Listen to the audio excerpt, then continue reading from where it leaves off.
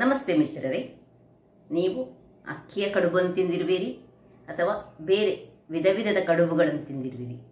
ಹಾಗಾದರೆ ಇವತ್ತು ನಾನು ಅವಲಕ್ಕಿಯಿಂದ ಇನ್ಸ್ಟೆಂಟ್ ಆಗಿ ಕೂಡಲೇ ಮಾಡುವಂತಹ ಒಂದು ರುಚಿಕರವಾದ ಹಾಗೂ ಆರೋಗ್ಯಭರಿತವಾದ ಕಡುಬನ್ನು ಮಾಡಿದ್ದೇನೆ.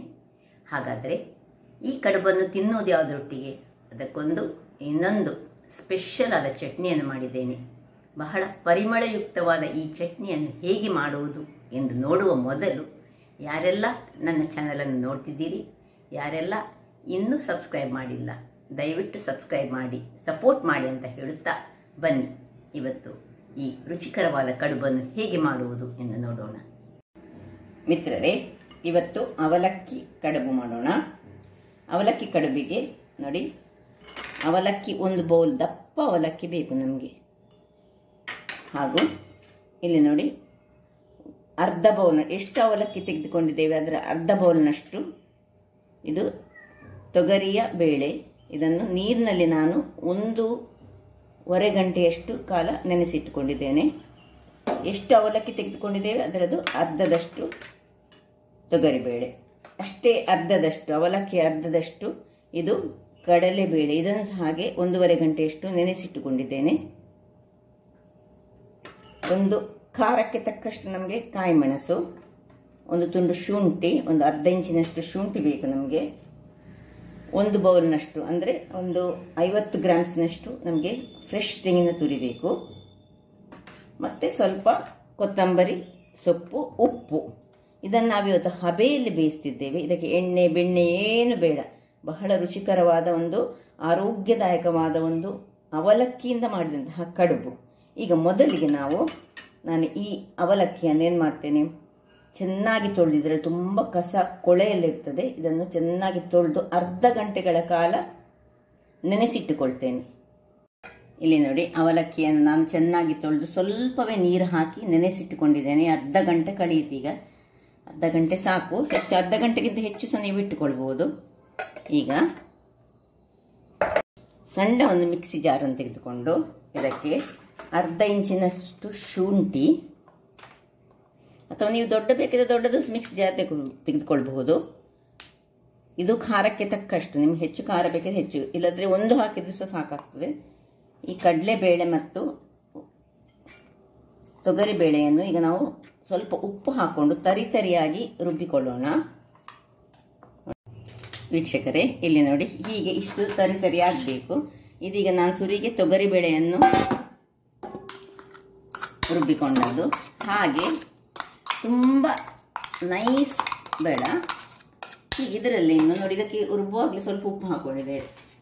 ಈಗ ಇಲ್ಲಿ ನೋಡಿ, ಕಡಲೆಬೇಳೆಯನ್ನು ಸಹ ಹಾಗೆ. ಇಲ್ಲಿ ಬೇಕಿದೆ ನಿಮಗೆ ಶುಂಠಿ ನೀವು ಯೂಸ್ ಮಾಡಿದ್ದೀರಿ, ಹಿಂಗು ಬೇಕಿದ್ರೆ ಹಿಂಗನ್ನು ಸಹ ನಾವು ಯೂಸ್ ಮಾಡ್ಕೊಳ್ಬಹುದು. ಆದರೆ ಸ್ವಲ್ಪ ಕಡುಬಿನಲ್ಲಿ ಹಿಂಗಿನ ಸ್ಮೆಲ್ ಬರ್ತದೆ ಹೇಳಿ ಇದ್ದರೆ ನೀವು ಯೂಸ್ ಮಾಡೋದು ಬೇಡ. ಈಗ ಇದನ್ನು ಹೀಗೆ ಸ್ವಲ್ಪ ಸಹ ನೀರು ಹಾಕ್ಲಿಕ್ಕಿಲ್ಲ. ಇದನ್ನು ರುಬ್ಬುವಾಗ ನೀರು ಯಾಕೆ ಹೇಳಿದ್ರೆ ಇದನ್ನು ನಾವು ನೆನೆಸಿದ್ದೇವೆ, ಅದರಿಂದಾಗಿ ನೆನೆಯುವಾಗ ಅದರಲ್ಲಿ ನೀರಿರ್ತದೆ. ಆದ್ರೆ ವೀಕ್ಷಕರೇ, ಈಗ ಇದನ್ನು ರುಬ್ಬುವಾಗಲೇ ನಾನು ಈ ತೆಂಗಿನ ತುರಿಯನ್ನು ಸಹ ಇದರೊಂದಿಗೆ ಹಾಕೊಂಡು, ನಮಗೆ ತರಿಯಾಗಿ ರುಬ್ಬಿದ್ರೆ ಸಾಕು. ಅದರಿಂದಾಗಿ ಸ್ವಲ್ಪ ಹೆಚ್ಚಾದ್ರೂ ತೊಂದರೆ ಇಲ್ಲ. ಇದಕ್ಕೆ ನೀರೇನು ಹಾಕೊಳ್ಳಿಕ್ಕಿಲ್ಲ. ಈಗ ರುಬ್ಬಿ ತರ್ತೇನೆ. ವೀಕ್ಷಕರೇ ನೋಡಿ, ತೆಂಗಿನ ತುರಿ ಮತ್ತು ಕಡಲೆಬೇಳೆಯನ್ನು ಹೀಗೆ ತರಿಯಾಗಿ ರುಬ್ಬಿದ್ದೇನೆ. ಈಗ ಇದನ್ನು ಸಹ ಈ ತೊಗರಿಬೇಳೆಯ ಮಿಶ್ರಣಕ್ಕೆ ಮಿಕ್ಸ್ ಮಾಡಿಕೊಳ್ಳೋಣ. ಒಟ್ಟಿಗೆ ಒಂದೇ ದೊಡ್ಡ ಮಿಕ್ಸಿಯಲ್ಲಿ ಸಹ ನೀವು ರುಬ್ಬಿಕೊಳ್ಬೋದು, ಅದು ಸಹ ನಡೀತದೆ. ಸೊ ಉಪ್ಪು ಮೊದಲೇ ನಾನು ಹಾಕೊಂಡಿದ್ದೇನೆ, ಎಷ್ಟು ರುಚಿಗೆ ತಕ್ಕಷ್ಟು ಉಪ್ಪು ಹಾಕೊಂಡಿದ್ದೇನೆ. ಈಗ ಈ ಮಿಶ್ರಣಕ್ಕೆ ಇದನ್ನು ಚೆನ್ನಾಗಿ ಮಿಕ್ಸ್ ಮಾಡಿಕೊಳ್ಳೋಣ, ಎರಡನ್ನು ಸಹ.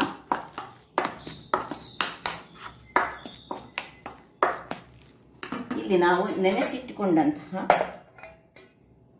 ನೋಡಿ, ಒಳ್ಳೆ ನೆಂದಿದೆ. ಈಗ ಇದನ್ನು ಚೆನ್ನಾಗಿ ಹೀಗೆ ಹಿಸಿಕೊಂಡು, ಇದಕ್ಕೆ ಪುನಃ ನೀರು ಹಾಕೊಳ್ಳೋದು ಬೇಡ, ಇದಕ್ಕೆ ಮಿಕ್ಸ್ ಮಾಡಿಕೊಳ್ಳೋಣ. ಇದರಲ್ಲೇ ಸ್ವಲ್ಪ ನೀರುಂಟು, ನೀರು ಏನು ಹಾಕೊಳ್ಬಾರ್ದು. ನಾವು ಹಿಂಡ್ಲಿಕ್ಕೆ ಆದರೆ ಇದರ ನೀರನ್ನು ತೆಗೆದುಕೊಳ್ಬಹುದು. ಇದನ್ನೆಲ್ಲ ಕೈಯಲ್ಲೇ ಮಾಡ್ಕೊಳ್ಬೇಕಾಗ್ತದೆ, ಯಾಕಂದ್ರೆ ನಮಗೆ ಹಿಡ್ಕೊಳ್ಳಿಕ್ಕೆ ಉಂಟು. ಹೀಗೆ ಈಗ ಇದಕ್ಕೆ ಸ್ವಲ್ಪ ಕೊತ್ತಂಬರಿ ಸೊಪ್ಪನ್ನು ಹಾಕೊಳ್ಳೋಣ. ಹಾಕೊಂಡು ಚೆನ್ನಾಗಿ ನಾವು ಇದನ್ನು ಕಿಸಿಟ್ಕೊಳ್ಳೋಣ. ಇಲ್ಲಿ ನೋಡಿ ಹೀಗೆ ಈ ಥರದಲ್ಲಿ ಈಗ ಹಿಸ್ಕಿ ಇದನ್ನು ನೋಡಿ ಈಗ ಹೀಗೆ ಒಂದು ಉಂಡೆ ಕಟ್ಟಲಿಕ್ಕೆ ಆಗುವ ಹಾಗೆ ನಮಗೆ ಬರಬೇಕಿದು. ಯಾಕೆಂದರೆ ಈ ಅವಲಕ್ಕಿಗೆ ನೀವು ತುಂಬ ನೀರು ಹಾಕಿಕೊಂಡಿರಬಾರ್ದು. ನಾವು ತೊಳೆದ ಮೇಲೆ ಖಾಲಿ ಸ್ವಲ್ಪ ನೀರು ಹಾಕಿ ಅದನ್ನು ನೆನೆಸಿಟ್ಟುಕೊಳ್ಬೇಕು. ಅದು ನೆನೆಯುವಷ್ಟು ಮಾತ್ರ ನೀರು ಹಾಕಿದರೆ ನೋಡಿ ಈ ರೀತಿಯ ನಮಗೆ ಉಂಡೆ ಮಾಡಲಿಕ್ಕೆ ಆಗ್ತದೆ. ಈಗ ನಾವು ಒಂದು ಸ್ಟೀಮರನ್ನು ಇಟ್ಕೊಳ್ಳೋಣ. ಗ್ಯಾಸ್ ಉರಿಸ್ಕೊಂಡ್ರೆ ಸ್ಟೀಮರ್ ಬಿಸಿಯಾಗಲಿ, ಅಷ್ಟೊತ್ತಿಗೆ ನಾವು ಉಂಡೆಗಳನ್ನು ರೆಡಿ ಮಾಡಿಕೊಳ್ಳೋಣ. ನೋಡಿ ಹೀಗೆ ಎಷ್ಟು ದೊಡ್ಡ ನೀವು ಉಂಡೆಗಳು ಬೇಕು ಅಷ್ಟು ದೊಡ್ಡ ಉಂಡೆಗಳನ್ನು ಹೀಗೆ ಮಾಡಿ. ಯಾವ ಶೇಪಲ್ಲಿ, ರೌಂಡಲ್ಲಿ ಬೇಕಿದ್ದರೆ ರೌಂಡು, ಅಥವಾ ನೋಡಿ ಸಿಲಿಂಡರ್ ಬೇಕಿದ್ದರೆ ಸಿಲಿಂಡರ್ ಶೇಪಲ್ಲಿ ಹೀಗೆ ಸಹ ಮಾಡಿಕೊಳ್ಬೋದು. ಹೇಗೆ ಬೇಕು ಹಾಗೆ, ಅಥವಾ ನೀವು ಹೀಗೆ ಚಟ್ಟೆ ಸಹ ಮಾಡಿಕೊಳ್ಬೋದು. ನೋಡಿ ಹೀಗೆ ಚಟ್ಟೆ ಸಹ ಮಾಡಿಕೊಳ್ಬೋದು. ನಾನೀಗ ಸಿಲಿಂಡರ್ ಶೇಪಲ್ಲಿ ಅಥವಾ ರೌಂಡ್ ಶೇಪಲ್ಲಿ ಯಾವುದರಲ್ಲಿ ಆದರೂ ಸಹ ಒಂದು ಶೇಪ್ನಲ್ಲಿ ನಿಮಗೆ ಬೇಕಿದ್ದ ಶೇಪ್ ನೋಡಿ ಹೀಗೆ ಇಟ್ಟುಕೊಂಡು ಇದರಲ್ಲಿ ಒಂದೊಂದಾಗಿ ನಾನು ರೆಡಿ ಮಾಡಿಕೊಳ್ತೇನೆ. ಎಲ್ಲ ರೆಡಿ ಮಾಡಿಕೊಂಡು ತೋರಿಸ್ತೀನಿ ನಾನು. ವೀಕ್ಷಕರೇ ಇಲ್ಲಿ ನೋಡಿ ಎಲ್ಲ ಕಡುಬುಗಳು ರೆಡಿಯಾಗಿದೆ. ಈಗ ಇಲ್ಲಿ ಸ್ಟೀಮರ್ ಸಹ ಬಿಸಿಯಾಗಿದೆ. ನಾನು ನೋಡಿ ಸ್ಟೀಮರ್ನ ಒಳಗೆ ಒಂದು ಎಲೆಯನ್ನು ಇಟ್ಟುಕೊಂಡು, ನೀವು ಬೇಕಿದ್ರೆ ಒಂದು ಪ್ಲೇಟ್ ಹಾಕಿ ಇಟ್ಟು ಸಹ ಮಾಡ್ಕೊಳ್ಬೋದು. ನೋಡಿ ನಾನು ಎಲೆಯಲ್ಲಿ ಈಗ ಬೇಯಿಸ್ತಿದ್ದೆ. ನೋಡಿ ಒಂದೊಂದೇ ಕಡುಬುಗಳನ್ನು ನೋಡಿ ಹೀಗೆ ಮಾಡಿ ನಾನು ಅದಕ್ಕೆ ಒಂದು ಹೀಗೆ ಹೋಲ್ ಕೊಟ್ಟದ್ದು ಒಂದೊಂದಾಗಿ ಇಟ್ಕೊಳ್ತೇನೆ.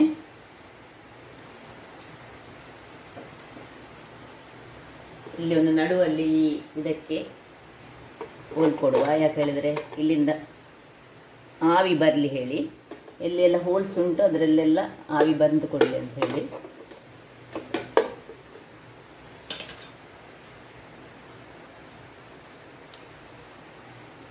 ಹೀಗೆ ಎಲ್ಲವನ್ನು ಇಟ್ಟುಕೊಂಡು ನಿಮಗೆ ನಾನು ತೋರಿಸ್ತೇನೆ. ಇಲ್ಲಿ ನೋಡಿ ಒಂದು ರೌಂಡ್ ನಾನು ಇಟ್ಟೆ. ಇನ್ನು ಇಟ್ಟು ಇದನ್ನು ಮುಚ್ಚಿ ಒಂದು ಹಬೆ ಬೆಂದ ಮೇಲೆ ಎರಡನೇ ರೌಂಡ್ ಅನ್ನು ಅದರ ಮೇಲೆ ಇಡ್ತೇನೆ, ಇಲ್ಲದಿದ್ದರೆ ಅದು ಅಂಟಿಕೊಳ್ತದೆ. ಇಲ್ಲಿ ನೋಡಿ ಒಂದು ಹಬೆ ಬಂದ ಮೇಲೆ, ಯಾಕೆ ಹೇಳಿದ್ರೆ ಇಲ್ಲದಿದ್ದರೆ ಅದು ಅಂಟಿಕೊಳ್ಳುವ ಚಾನ್ಸಸ್ ಇರ್ತದೆ ಹೇಳಿ, ಇದನ್ನು ಎರಡನೆಯ ಸುತ್ತನ್ನು ನಾನು ಹೀಗೆ ಇದರ ಮೇಲೆ ಇಟ್ಟುಕೊಳ್ತೇನೆ. ಇಲ್ಲದಿದ್ದರೆ ಒಂದಕ್ಕೊಂದದು ಅಂಟಿಕೊಳ್ತದೆ. ಇದೊಂದು ಟಿಪ್ಸ್, ಒಂದಕ್ಕೊಂದು ಅಂಟಿಕೊಳ್ಳದ ಹಾಗೆ. ಒಂದು ಹಬೆ ಬಂದ ಮೇಲೆ ನಾವು ಒಂದರ ಮೇಲೆ ಒಂದನ್ನು ಇಟ್ಕೊಳ್ಬೇಕು. ಇದು ಇನ್ಸ್ಟೆಂಟ್ ಆಗಿ ಮಾಡುವಂತಹ ಕಡುಬು. ಇದು ಬಹಳ ರುಚಿಕರ ಸಹ ಆಗಿರ್ತದೆ ಮತ್ತೆ ಆರೋಗ್ಯಕ್ಕೆ ಸಹ ಒಳ್ಳೆಯದು. ಪ್ರೋಟೀನ್ ಸಹ ಉಂಟು. ಹೀಗೆ ಇಟ್ಟುಕೊಂಡು ಈಗ ನಾನು ಮುಚ್ಚಳವನ್ನು ಮುಚ್ಚಿಕೊಳ್ತೇನೆ. ಒಂದಕ್ಕೊಂದು ತಾಗದಿದ್ದರೆ ಆಯ್ತಷ್ಟೇ. ವೀಕ್ಷಕರೇ ಇದು ನೋಡಿ ಬೇಯ್ತಾ ಇರಲಿ. ಅಷ್ಟೊತ್ತಿಗೆ ಇದಕ್ಕೊಂದು ಸ್ಪೆಷಲ್ ಆದ ಚಟ್ನಿಯನ್ನು ತಯಾರಿಸೋಣ. ಒಂದು ಪ್ಯಾನ್ ಇಟ್ಟುಕೊಂಡಿದ್ದೇನೆ. ಪ್ಯಾನಿಗೆ ಸ್ವಲ್ಪ ಎಣ್ಣೆಯನ್ನು ಹಾಕೊಳ್ತಿದ್ದೇನೆ. ಹೆಚ್ಚು ಬೇಡ, ಒಂದು ಚಮಚದಷ್ಟು ಸಾಕು. ಅದು ಬಿಸಿ ಆಗುವಾಗ ನೋಡಿ ಇಲ್ಲಿ ನೋಡಿ ನಾನು ಏನೆಲ್ಲ ತೆಗೆದುಕೊಂಡಿದ್ದೇನೆ ಹೇಳಿದರೆ, ಸಾಸಿವೆ ಒಂದು 3/4 ಚಮಚದಷ್ಟು, ಒಂದು 4-5 ಮೆಂತೆ, 2 ಕಾಯಿ ಮೆಣಸು, ಸ್ವಲ್ಪ ಮೊಸರು, ಸ್ವಲ್ಪ ಇದು ತಿಮರೆಯ ಸೊಪ್ಪು, ಇದು ಇದ್ರೆ ಹಾಕೊಳ್ಳಿ, ಇಲ್ಲದಿದ್ರೆ ಕೊತ್ತಂಬರಿ ಸೊಪ್ಪು ಹಾಕೊಳ್ಳಿ. ಇದು ಕರಿಬೇವಿನ ಸೊಪ್ಪು, ಸ್ವಲ್ಪ ತೆಂಗಿನ ತುರಿ, ಒಂದು ಫ್ರೆಶ್ ತೆಂಗಿನ ತುರಿ. ಈಗ ಇದು ಮೆಂತೆ ಮತ್ತು ಸಾಸಿವೆಯನ್ನು ಒಟ್ಟಿಗೆ ಒಂದು 4 ಮೆಂತೆ ಹಾಕೊಳ್ಬೇಕು. ಇದಕ್ಕೆ ಇದು ಬಹಳ ಸೂಟ್ ಆಗ್ತದೆ ಈ ಚಟ್ನಿ. ಒಂದು ಅದು ಸಿಡಿಯುವಾಗ ಸಿಡಿಲಿ, ಸಾಸಿವೆ ಸಿಡಿಯುವಾಗ ಈ ಒಗ್ಗರಣೆಯ ಸೊಪ್ಪು, ಇದು ಸಹ ಆಪ್ಷನಲ್, ಹಾಕಿದ್ರೆ ಆಗ್ತದೆ ಇಲ್ಲದ್ರೆ ಬೇಡ. ಇನ್ನು ಎಷ್ಟು ನಿಮಗೆ ಖಾರ ಬೇಕು ಅಷ್ಟು ಖಾರದಷ್ಟು ಕಾಯಿ ಮೆಣಸು ಸ್ವಲ್ಪ ಅದರಲ್ಲಿ ತಿರುಗಿಸ್ಕೊಳ್ಳೋಣ. ಇದಕ್ಕೆ ಹುಳಿ ಹಾಕುದಿಲ್ಲ ನಾನು, ಯಾಕೆ ಹೇಳಿದ್ರೆ ಮೊಸರು ತೆಗೆದುಕೊಂಡಿದ್ದೇನೆ ನಾನು. ಇದು ಒಂದು ಟೈಪ್ ಆಫ್ ಮೊಸರು ಬಜ್ಜಿ ಹಾಗೆ ಆಗ್ತದೆ ಇದು. ಅಷ್ಟಾಗುವಾಗ ಇನ್ನು ತೆಂಗಿನ ತುರಿಯನ್ನು ಹಾಕೊಳ್ಳೋಣ ಅದಕ್ಕೆ.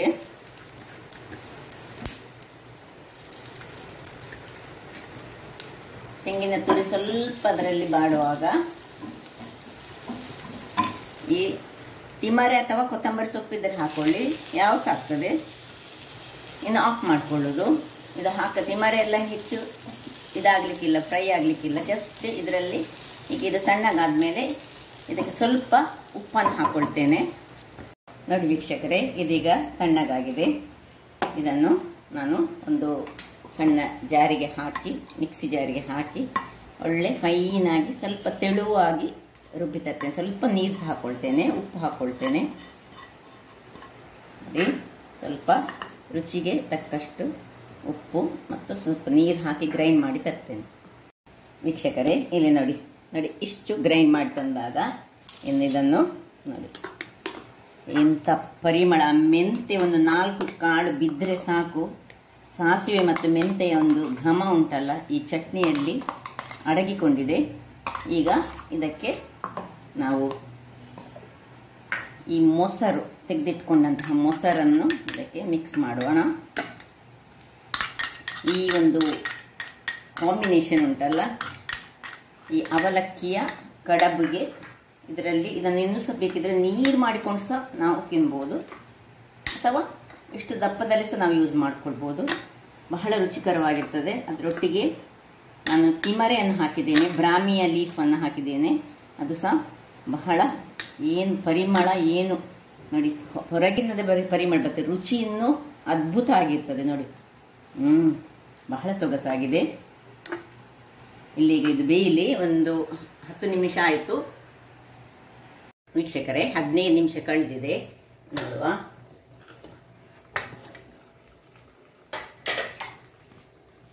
ಬೆಂದಿದ ಅಂತ ನೋಡ್ಕೊಳ್ಳೋಣ. ನೋಡಿ ಏನು ಹಿಡಿತಾ ಇಲ್ಲ. ಆಫ್ ಮಾಡ್ಕೊಳ್ಳೋಣ. ಸ್ವಲ್ಪ ಇದನ್ನು ತಣ್ಣಗಾಗಲಿಕ್ಕೆ ಬಿಡೋಣ. ಒಮ್ಮೆಲೆ ಬಿಸಿ ಬಿಸಿ ಬಿಸಿ ತೆಗಿಲಿಕ್ಕೆ ಸ್ವಲ್ಪ ಕಷ್ಟ. ಒಂದು 5 ನಿಮಿಷ ತಣ್ಣಗಾದ ಮೇಲೆ ಇದನ್ನು ತೆಗೆಯೋಣ. ವೀಕ್ಷಕರೇ ನೋಡಿ, 5 ನಿಮಿಷದ ಬಳಿಕ ಹಬೆ ಹೋಗ್ತಾ ಉಂಟು ಇನ್ನು ಸಹ. ಅದು ಸಹ ಸ್ವಲ್ಪ ತಣ್ಣಗಾಗದಿದ್ದರೆ ಅದು ನಮಗೆ ಸ್ವಲ್ಪ ಕಷ್ಟ ಆಗ್ತದೆ. ನೋಡಿ ಹೇಗೆ ಬಂದಿದೆ ನೋಡಿ. ಇನ್ಸ್ಟೆಂಟ್ ಆಗಿ ಮಾಡುವಂತಹ ಕಡುಬು. ಸೊ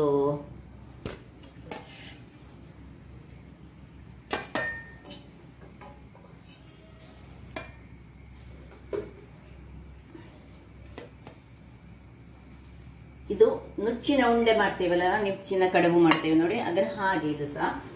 ಆದರೆ ಇದು ಮಾತ್ರ ಆಗಾಗಲೇ ಮಾಡುವಂತಹದ್ದು. ಸೊ ಇದಕ್ಕೆ ಕಾಂಬಿನೇಷನ್ ಆಗಿ ನೋಡಿ, ನಾನಿಲ್ಲಿ ಒಂದು ಮೊಸರು ಹಾಕಿ ಮಾಡಿದಂತಹ ಹಾಗೂ ಮೆಂತೆ ಹಾಗೂ ಸಾಸಿವೆ ಮೊಸರು ಗೊಜ್ಜು ಅಂತ ಸಹ ಹೇಳ್ಬೋದು ಇದಕ್ಕೆ. ನೋಡಿ ಬಹಳ ಇದಕ್ಕೆ ಸೂಟ್ ಆಗ್ತದೆ. ಒಮ್ಮೆ ಮಾಡಿ ನೋಡಿ, ಇದರ ಪರಿಮಳ ನೋಡಿ. ಒಂದು 4 ಮೆಂತೆ ಬಿದ್ದರೆ ಸಾಕು, ಅಥವಾ ಸಾಸಿವೆ ಮತ್ತು ಮೆಂತೆಯ ಸ್ಮೆಲ್ ಬಹಳ ಹೊಡಿತಾ ಉಂಟು ನೋಡಿ. ಉಂಡೆ ನೋಡಿ ಹೇಗೆ ಸ್ಮೂತ್ ಆಗಿ ಬಂದಿದೆ ನೋಡಿ. ಯಾರು ಸಹ ಹಲ್ಲಿಲ್ಲದವರು ಸಮೇತ ಇದನ್ನು ತಿನ್ನಬಹುದು. ಬಹಳ ರುಚಿಕರವಾಗಿರ್ತದೆ ಹಾಗೂ ಆರೋಗ್ಯಭರಿತವೂ ಹೌದು. ಹಾಗಾದರೆ ನೋಡಿದ್ರಲ್ಲ ವೀಕ್ಷಕರೇ, ಎಷ್ಟೊಂದು ಸುಲಭ ವಿಧಾನದಿಂದ ಕ್ವಿಕ್ಕಾಗಿ ಒಂದು ಅರ್ಧ ಗಂಟೆಯೊಳಗೆ ಈ ಚಟ್ನಿ ಪ್ಲಸ್ ಈ ಅವಲಕ್ಕಿಯ ಕಡುಬನ್ನು ಮಾಡಬಹುದೆಂದು. ಹಾಗಾದರೆ ನನ್ನ ಕುಕಿಂಗ್ ಚಾನಲ್ ನಿಮಗೆ ಇಷ್ಟ ಆದರೆ ಬೋಳೂರು ಸುವರ್ಣ ಚಾನಲನ್ನು ಲೈಕ್ ಮಾಡಿ, ಶೇರ್ ಮಾಡಿ ಹಾಗೂ ಸಬ್ಸ್ಕ್ರೈಬ್ ಮಾಡಿ, ಹಾಗೂ ನನ್ನ ಇನ್ಸ್ಟಾಗ್ರಾಮ್ ಪೇಜನ್ನು ಫಾಲೋ ಮಾಡಿ. ಧನ್ಯವಾದಗಳು.